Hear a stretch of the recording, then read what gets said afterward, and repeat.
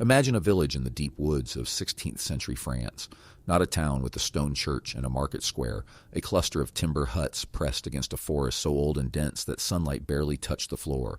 The year is 1580-something. A woman sits by the embers of her hearth. Her husband has not returned from the hunt. She tells herself it is the wolves. She has heard them, after all, the deep, rhythmic calls that seem to move through the trees like a pulse. But then the scratching begins at the door, not the heavy scrape of a bear, not the tentative sniff of a fox, a deliberate, almost human rhythm. 3 knocks, a pause, 3 more. And when she opens the door, the thing that stands in the moonlight has a man's silhouette and a wolf's hunger. This is the story you know. But here is what nobody told you. The village was not wrong. And the monster at the door was not a supernatural intruder. It was a self-portrait. And its claws were forged from something that every human carries, something that modern therapists are only beginning to name. The werewolf is one of the oldest monsters in the European imagination. The Greek poet Ovid told the story of King Lycaon, who served human flesh to Zeus and was turned into a wolf as punishment. The Norse had their Ulfadnar, warriors who wore wolfskins and fought with such frenzy that they were believed to become the animal. In the Baltic states, the Vilkadas prowled the margins of villages. In Slavic lands, the Volkodlak rose when the moon was full.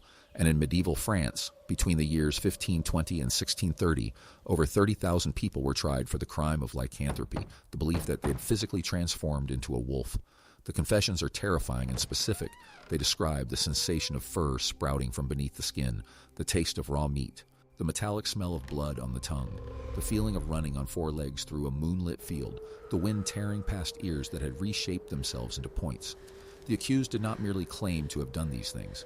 They described the transformation itself in clinical, almost anatomical detail, as if they had watched their bodies become something else.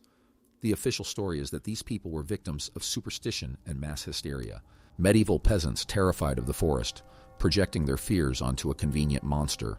The church, consolidating power through persecution, confessions extracted under torture. The entire werewolf phenomenon, a tragic misunderstanding between ignorant minds and a world they could not explain. And clinical lycanthropy, the rare psychiatric condition in which a person believes they are transforming into an animal, is cited as evidence that these medieval confessions were simply delusions. Just a few thousand people across history who happen to share a very specific psychosis. The phenomenon is real enough, documented in psychiatric literature since the 19th century, with case studies as recent as 2021. But the official story says it is a rare disorder, a bizarre trick of the brain that has nothing to do with the rest of us. But that explanation has a problem, a deep one, because the details in those medieval confessions are not random. They are consistent across cultures that had no contact with each other. The sensation of the jaw elongating, the taste of blood where there is none, the overwhelming urge to flee into darkness, the feeling of one's own voice becoming a growl. A Japanese patient in 2007 described the same sensations as a French peasant in 1535. An indigenous healer in the Amazon described the same transformation as a German miller burned at the stake in 1589. The pattern is not a story that spread. It is a story that emerged independently in minds that had never met. Think about that. There is something happening inside the human brain that produces the werewolf experience, regardless of culture, regardless of education, regardless of belief. And the modern psychiatric explanation that this is just a random delusion does not explain why the delusion has the same architecture everywhere it appears. If this pattern has been sitting in plain sight for 4 centuries, waiting for someone to read it right, then every channel that dares to look into the dark architecture of the mind should have people watching who are willing to follow where the evidence leads. Subscribe if you want to walk deeper into the cave with us, because what we have found so far is only the first chamber. And in the comments, write the word transformation, because that is what we are actually talking about when we think we are talking about monsters. This is where the real machinery shows itself. In 2001, a team led by neuroscientist Arne Oman conducted an fMRI study on the human fear response. Participants were shown images of snakes, spiders, angry human faces, and neutral objects. The result was not surprising. The amygdala, the brain's threat detection center, lit up most strongly for snakes and spiders. But there was a second finding that most people missed. When participants were shown images that were ambiguous, a shadowy shape, a figure at the edge of vision, the amygdala activated even before the conscious brain had decided what it was seeing. The mind was painting a threat into the blank space. It was not waiting for evidence. It was creating the predator before the predator existed. Now consider what happens when that same mechanism is triggered, not by an image, but by an internal state, a Just try to memory, hold still. a feeling of helplessness, a body that has experienced something so overwhelming that the only way to survive it is to become something else. Here's the strange part. In 1974, psychologist S. Rachman published a landmark study on the acquisition of phobias. He found that the most intense and persistent fears were not learned through direct experience with a dangerous animal. They emerged from experiences of helplessness. A child who was abused by a caregiver did not develop a fear of that caregiver. They developed a diffuse, formless terror that later attached itself to something larger, something with teeth. The brain could not tolerate the truth that the threat was inside the home, inside the embrace, so it externalized. It painted the threat as a wolf because a wolf can be escaped. A wolf can be killed. A wolf is not supposed to love you. The werewolf legend was not born from encounters with wolves. It was born from encounters with the unbearable. The clinical literature on dissociative identity disorder provides the final piece. In patients with severe repeated childhood trauma, the mind fragments. Parts of the self that experience the abuse are walled off, given their own voice, their own name, their own identity. These alternate identities often have animal characteristics. They growl. They bare their teeth. They describe themselves as predators. In one documented case from 2012, a patient's alter identified as a wolf and described in precise language the experience of watching its human body transform into fur and claw during moments of stress.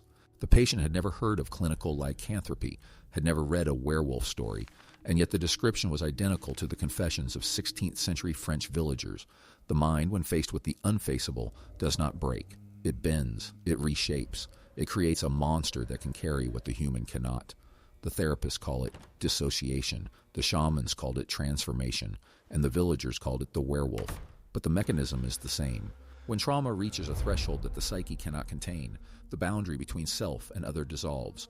The body ceases to feel like one's own.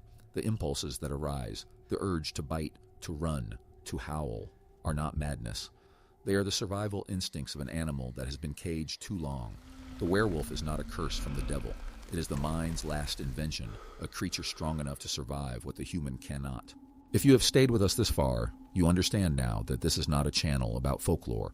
This is a channel about the architecture of survival, about the things the mind builds when it has no other tools. Subscribe so you do not miss what comes next, because the werewolf is only one room in a much larger house. And in the comments, tell us what you have seen in a familiar face that did not belong there. Write the word threshold, because that is the moment everything changed. Now look at your own hands. Have you ever felt your pulse quicken in a dark room for no reason? Have you ever felt a surge of something, anger, fear, hunger, that did not feel like you? That moment when your own body seemed to move before you decided, when your voice came out lower and darker than you intended. That is not panic. That is the ancestor in you.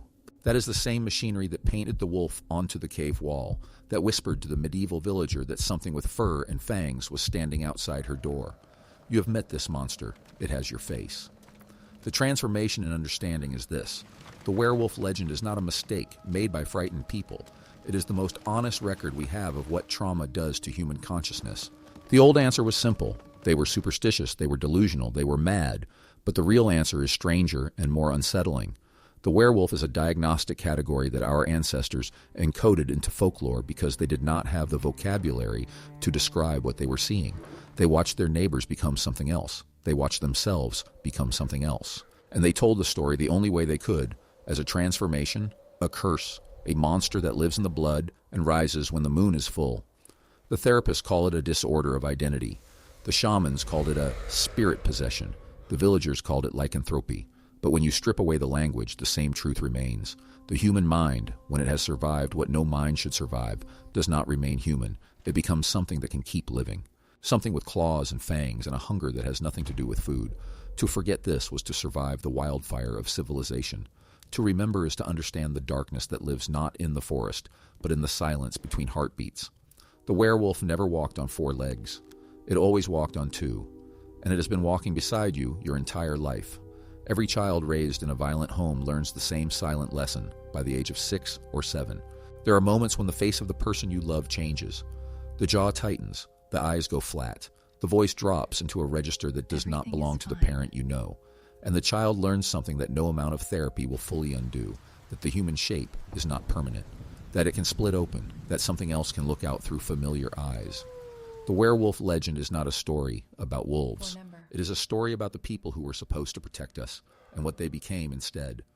The case files of the National Association of Social Workers contain a pattern that is almost never discussed outside clinical training.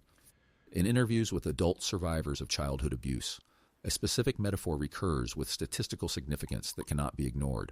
The survivor describes the abuser as having two selves, one during the day, one at night. One gentle, one that smelled like blood and old meat, one that tucked them into bed, and one that stood at the door with a silhouette that did not match the morning face. The researchers who coded these interviews noted something strange. The survivors were not using metaphor loosely. They were describing an actual perceptual experience. The abuser's face, in the moment of violent rage, literally appeared to change shape to the child watching. The brain of a terrified child faced with the unbearable contradiction of a loving parent who causes pain resolves the paradox the only way it can. It sees a monster, because a monster can be feared without being loved.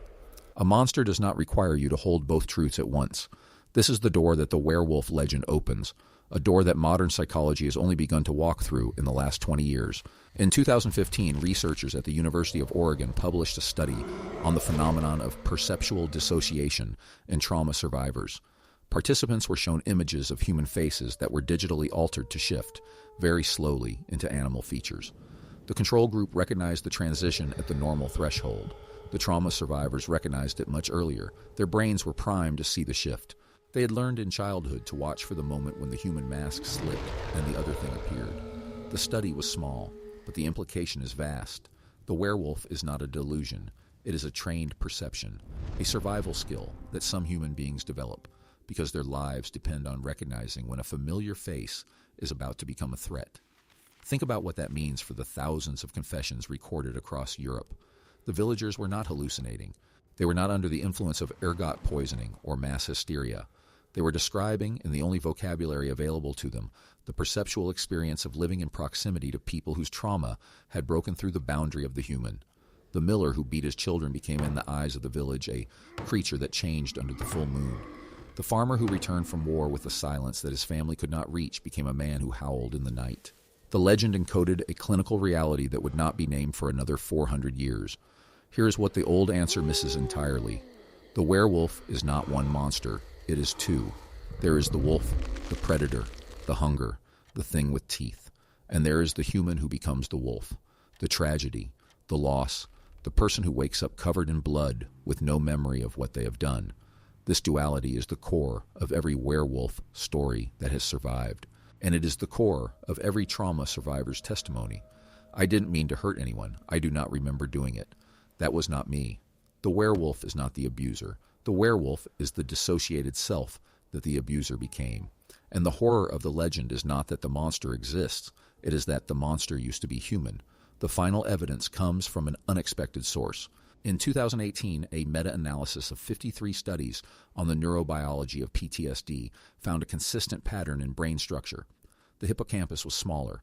The prefrontal cortex showed reduced activity, but the most significant finding was in the right anterior insula, a region responsible for sensing the boundaries of one's own body. In chronic trauma survivors, this region shows abnormal activation patterns. The brain literally loses the ability to tell where the self ends and the world begins. The boundary between skin and air becomes porous. The sensation of limbs changing shape, of fur sprouting, of the jaw elongating. These are not imaginative fantasies. They are the brain's best attempt to describe a genuine disruption in the neural map of the body. The werewolf transformation is a symptom of a broken boundary, and that boundary breaks when the human has carried more than the human can carry. If this has shifted something in the way you see the old stories, do not let the feeling fade. Subscribe before you close the tab, because we are not done walking through the dark rooms of the mind, and the next door opens onto something even harder to look at. And in the comments, write the word boundary, because that is the only thing separating the human from the thing it can become. One word, one silence between heartbeats. That is all. Now sit with that. The next time you hear a story about a man who turned into a wolf under the full moon, do not ask whether it is true. Ask what kind of pain would make a human being need to become something else. Ask what threshold of suffering would cause the mind to redraw its own body, to trade the burden of being human for the simplicity of being a predator. The therapists call it dissociation. The shamans called it transformation. The villagers called it a curse. But the truth is quieter and more terrible than any of those words can hold. The werewolf is not a monster that visits from outside. It is a door that opens from within, and it opens when the soul has no other way to survive the night.